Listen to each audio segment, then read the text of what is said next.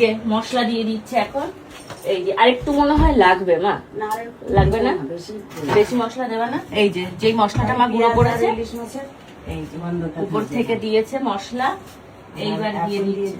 দাও, দিয়ে দিচ্ছি না, ইলিশ মাছ না, পেঁয়াজের বেরেস্তাটা দিয়ে সবটাই করে দেবা নাকি দিও না, পাটি দেবা? দিও না। না দিয়ে আমি নাড়িয়ে দেবো। এই যে পেঁয়াজ বেরেস্তা দিয়েছে। এইবার এর মধ্যে কি দেবে? এইবার এর মধ্যে কি দেবে? ইয়ে দেবে, ওই বলো ওই মাছ দেবে, তাই তো? মশলা পেঁয়াজ বেরেস্তা দিয়েছি, এবার এটাকে একটু নাড়িয়ে দেবো, হালকা করে ওই যে মিশিয়ে নাহলে ইলিশ মাছ পড়ে গেলে আর এটাকে মেশানো যাবে না।